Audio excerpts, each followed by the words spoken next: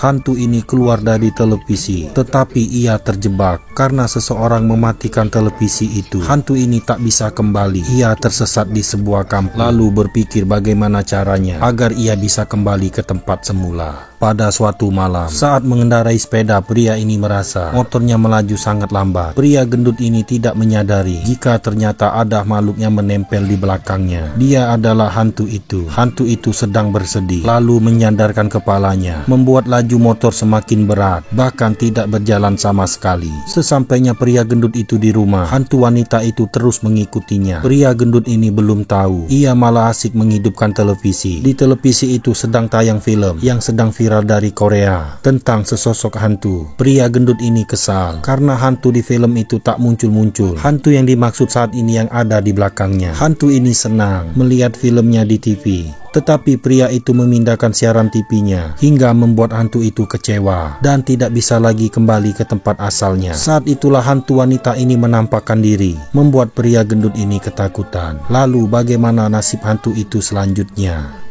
Hantu ini mengomel karena sebelumnya pria gendut ini memindahkan siaran TV kesukaannya. Keesokan paginya pria ini demam tinggi. Ia mendatangi balai desa dan ternyata warga lain juga mendapatkan teror dari sesosok hantu wanita itu. Mereka berdiskusi dengan kepala desa bagaimanakah caranya untuk menghentikan teror hantu wanita itu. Sementara itu di luar datang seorang pria bernama Matdosa. Pria ini yang biasa dikenal warga sering menangkap hantu. Ia kemudian datang di pertemuan itu, lantas mendengarkan keluh kesah para warga. Setelah mendengar cerita masing-masing warga, ia kemudian mendapatkan ide untuk menangkap hantu itu. Pada malam hari di tempat berbeda, saat sedang berjalan, hantu wanita ini tiba-tiba mendengar suara seorang wanita menangis. Ia kemudian melihat wanita duduk di atas tiang. Anehnya wanita itu mirip dengan dirinya. Hantu ini bingung mengapa ada penampilan yang sama. Mereka kemudian saling berkenalan. Hantu ini bernama Suon, berasal dari Korea. Suon kemudian naik ke atas tiang, lalu bertanya siapakah perempuan yang ada di hadapannya itu.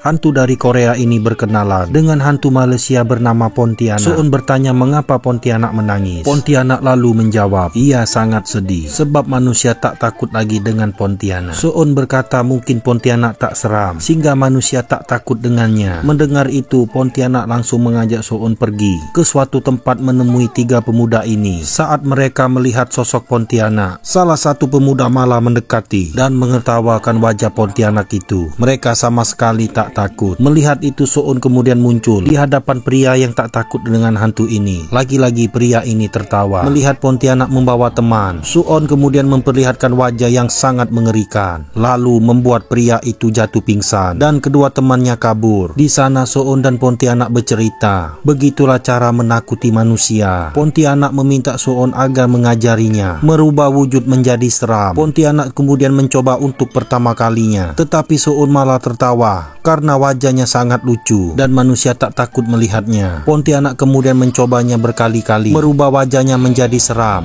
hingga akhirnya berhasil dan pria itu pun kembali pingsan melihatnya. Pontianak ini menunjukkan wajah seramnya, membuat dua pria kocar-kacir. Setelah senang berhasil menakuti semua orang, tiba-tiba ada seorang pria yang menancapkan paku di lehernya. Seorang pria yang sudah lama mencari Pontianak. Lalu tak lama kemudian, Pontianak itu berubah menjadi wanita yang sangat cantik. Ternyata semasa hidup, Pontianak itu adalah istri dari laki-laki itu. Suon heran melihat perubahan Pontianak. Ia pun ingin agar pria itu menancapkan satu lagi paku di lehernya. Tapi sayangnya semua itu tak bisa dilakukan. Mereka kemudian berpamitan kepada Suon. Suon menjadi bersedih karena ia kehilangan teman lagi. Meratapi nasibnya sambil berjalan-jalan di depan rumah kosong. Di saat itu tiba-tiba Suon mendengar suara tangisan seorang laki-laki. Suara itu berasal dari sebuah bangunan kosong. Ia pun penasaran kemudian masuk ke dalam bangunan itu. Ternyata suara tangisan itu berasal dari sesosok hantu laki-laki. Melihat itu Suon menjadi gemes karena hantu itu sangat lucu baginya. Suon kemudian mengajaknya berkenalan. Dari sinilah kemudian diketahui hantu itu bernama hantu bungkus.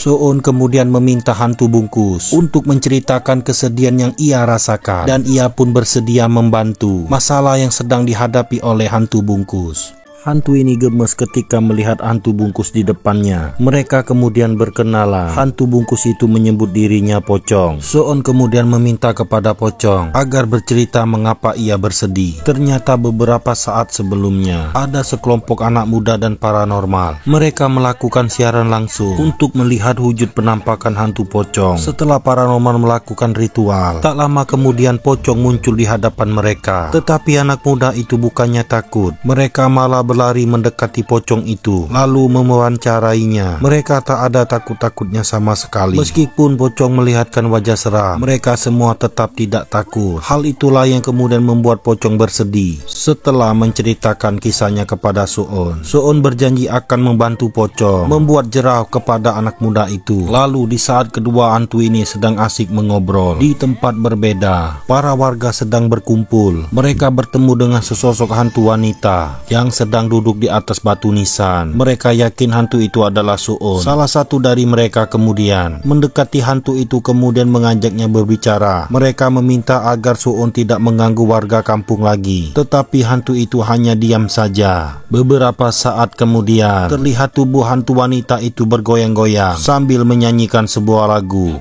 Baru saja ditinggal menoleh sebentar, hantu itu tiba-tiba berada di depan pria ini. Saat menoleh ia pun terkejut, lalu kemudian berlari bersama dengan para warga lainnya. Ternyata hantu yang mereka ajak bicara bukanlah Suon, karena Suon sedang bersama dengan Pocong. Mereka sedang berlatih untuk menakuti manusia. Tak lama kemudian mereka muncul di antara para pemuda itu. Melihat Pocong datang bersama Suon, para pemuda malah kesenangan. Mereka berkata Pocong datang membawa teman. Lagi-lagi mereka ingin mewawancarai Pocong itu. Pocong menakut-nakuti mereka, tapi mereka malah bengong, menganggap wajah Pocong sangat lucu. Suon yang melihat itu pun menjadi geram. Ia kemudian mendekati para pemuda tersebut, lalu menunjukkan wajah seramnya. Seketika para pemuda itu berlari. Mereka bertemu dengan kerumunan warga, dan mereka berkata baru saja diganggu oleh hantu Suon. Warga kemudian menuju ke arah hantu itu. Sesampainya di sana, para hantu menghilang. Ternyata Suon dan Pocong sedang berada di tengah hutan. Mereka bercerita tentang pengalaman hidup masing-masing, di mana Suon sangat ingin kembali ke tempat asalnya, yaitu pergi ke Korea melalui televisi. Namun hal itu dianggap tidak wajar oleh Pocong. Sementara itu karena hari sudah semakin malam, warga memutuskan untuk pulang ke rumah masing-masing.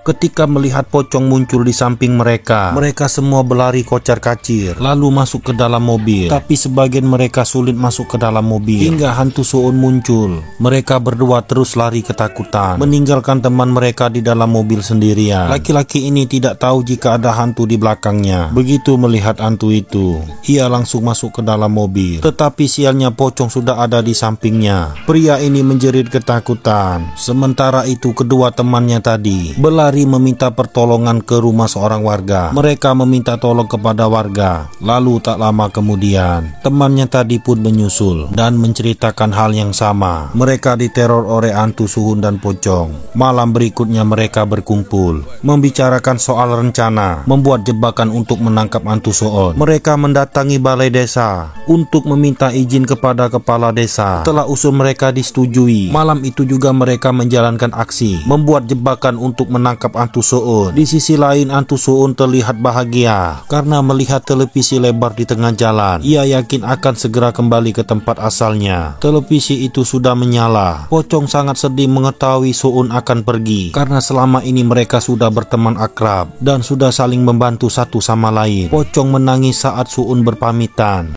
Hantu ini tak sadar jika ia sedang dijebak. Saat ia hendak masuk ke dalam televisi, tiba-tiba televisi itu padam. Lalu warga berdatangan dan menangkap hantu itu. Pocong yang melihat dari kejauhan berteriak. Ketika warga melihat Pocong, mereka berlari lalu menangkap si Pocong. Salah satu warga tertinggal bersama hantu Suon. Ia ketakutan lalu berteriak. Warga kemudian kembali menangkap Suon. Suon berpesan kepada Pocong agar segera pergi dari tempat itu. Pocong pun mendengarkannya lalu pergi dari sana. Saat itulah Suon mengeluarkan kekuatannya. Semua warga terpental. Dari sebuah sungai datang seorang laki-laki mengendarai perahu. Dia dikenal sebagai seseorang yang biasa menangkap hantu. Para warga melihat kedatangannya lalu berkerumun. Laki-laki itu seperti melakukan ritual. Seorang warga kemudian melihat Pocong dan Suon membawa pasukan. Mereka siap melawan orang-orang itu. Atuk ini kemudian berbisik, mereka bukanlah lawan yang sepadan. Pocong dan teman-temannya sudah siap untuk menyerang. Apa yang akan terjadi selanjutnya? Para hantu ini membawa pasukan untuk menyerang sekelompok warga yang mencoba untuk menjebak Suun. Mereka berkelahi satu lawan satu. Ada banyak sekali jenis hantu yang mereka bawa. Di tengah serunya perkelahian itu, Atuk melemparkan paku kepada seorang warga. Lalu paku itu ditancapkan ke leher Suun. Beberapa saat kemudian, Suun berubah menjadi seorang wanita yang cantik. Mereka berusaha untuk berkomunikasi. Suun bercerita ia berasal dari Korea dan sampai ke desa itu melalui televisi. Saat itu ia keluar dari televisi untuk menakut-nakuti seorang wanita. Tetapi televisi itu kemudian dimatikan. Suun terjebak dan tak bisa kembali ke tempat semula. Warga kemudian menyalakan televisi dan menyuruh Suun kembali ke tempat asalnya. Tetapi film Suun di Korea itu ternyata sudah selesai. Keesokan harinya warga terpaksa membawa Suun menuju ke bandara. Mereka akan mengantarkan Suun ke Korea menaiki pesawat terbang. Tetapi Suun tak mempunyai identitas. Akhirnya ia melihat sebuah rumah. Itu adalah tempat tinggalnya di Korea. Seseorang kemudian mencabut kembali paku di lehernya. Seketika Suun berubah kembali menjadi hantu. Suun kemudian berterima kasih kepada warga karena telah mengantarkannya menemukan tempat ia kembali. Suun lalu masuk ke dalam layar. Dengan sigap pemuda ini langsung mematikan televisi itu. Mereka semua akhirnya lega dan film selesai.